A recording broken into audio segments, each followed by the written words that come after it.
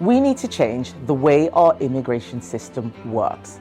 So I'm announcing that the Conservative Party is going to do the following things differently.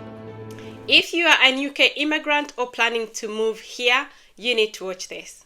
The UK is making some of the biggest immigration changes in history.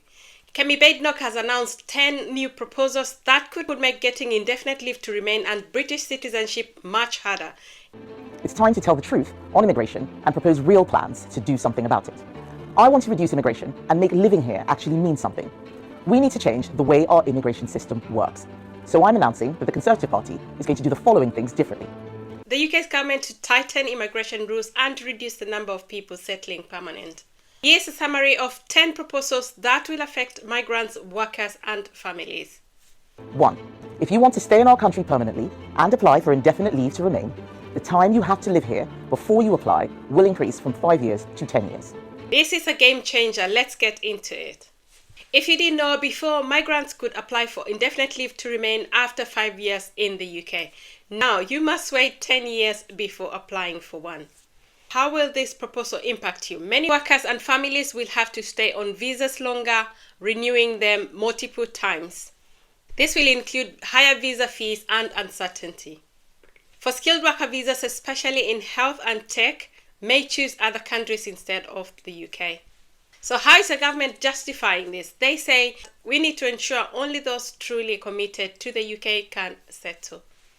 How is the public's reaction? Some support it to control immigration. Others say it discriminates against low-income migrants who can't afford visa renewals for a decade. The second proposal is that British citizenship can now take up to 15 years before you can even think of applying. If you didn't know before, indefinite leave to remain holders waited 1 year before applying for British citizenship. Other cases, you could have applied 24 hours after you got your indefinite leave to remain. Now, they must wait 5 or more years, meaning it takes at least 15 years in the UK before applying. How will this affect migrants? Slow down the path to full integration, could make the UK less attractive to top talent. Critics say it's too extreme and discourages people from settling permanently. The legal experts warn this could lead to people being stuck in UK without rights. 3. If you've claimed benefits or need social housing, you can't even apply. Proposal number 3 is no indefinite leave to remain benefit claimants. The new rule will be you cannot apply for indefinite leave to remain if you've claimed benefits or used social housing. Why? Government wants only net contributors to settle in the UK. Who is affected? Low-income families who rely on temporary support, migrants facing unexpected financial difficulties, for example, job loss and illness. Human rights groups argue this penalizes the most vulnerable. Some say it forces people into desperate situations just to qualify. Proposal number 4 is citizenship can now be revoked. If you lied or used fake documents, your citizenship will be revoked even years later. This applies to those who fail strict character and security checks. The government is justifying this by saying it's stopping fraud and illegal migration, ensuring only deserving migrants become British citizens. Funds could be used unfairly against some communities. More legal battles expected in courts. Proposal number 5 is foreign criminal faces permanent ban. If an immigrant commits crime, they cannot apply for indefinite leave to remain or British citizenship ever. This will cause for immediate deportation for those with serious offences. The supporters of this proposal say this will keep the UK safer, prevent abuse of the system. But the critics say even minor offences could lead to permanent bans. More people could be deported for small mistakes. Proposal number 6 is new immigration cap limit visa grants. The UK will set a fixed number of migrants per year. Once that number is reached, no more visas will be granted in that year. This will mean that skilled workers may lose opportunities. There will be more pressure on employers to recruit from within the UK. This could also lead to labour shortage in healthcare, IT and construction. Proposal number 7, salary threshold for skilled worker visas increases. Before, the minimum salary for a skilled worker visa was £26,500 per year. Now threshold increases to £38,700 per year. So who will be affected? Migrants in lower paying sector, including care workers and hospitality staff. Employers struggling to fill jobs, especially in industries dependent on foreign workers. The government says we want to attract only the most skilled and high-earning workers, reducing reliance on immigration and focusing on UK-based talent.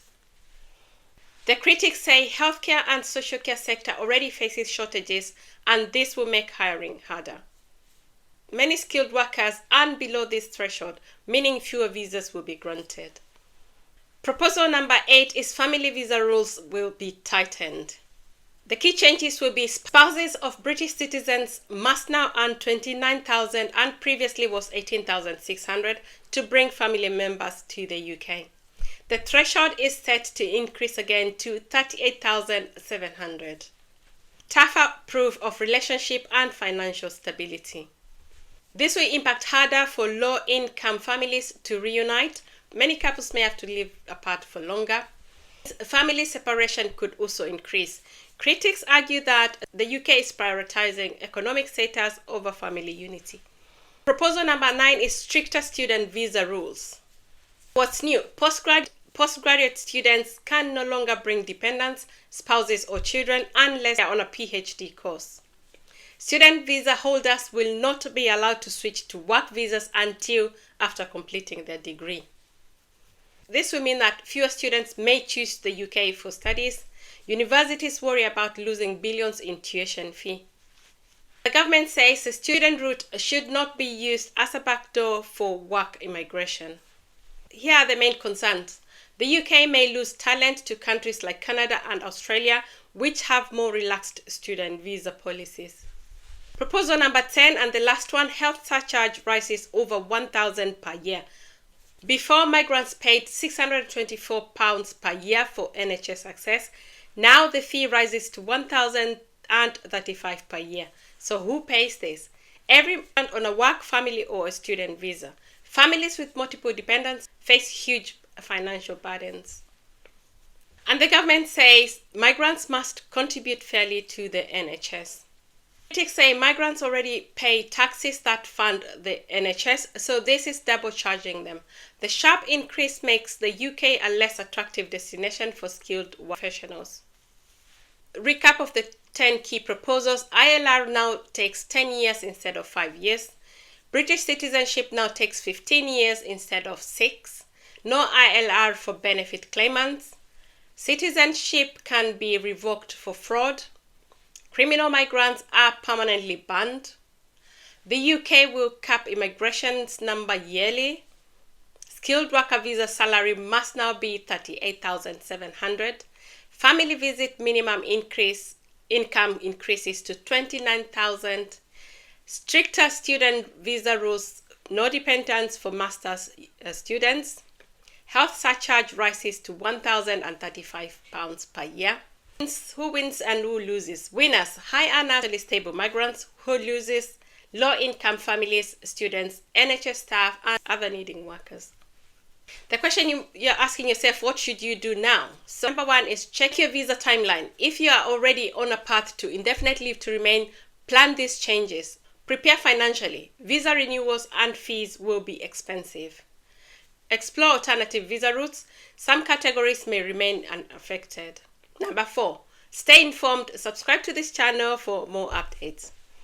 Do you think these rules are fair or too strict? Let's talk in the comment section. Make sure you like, share and subscribe for more UK immigration updates.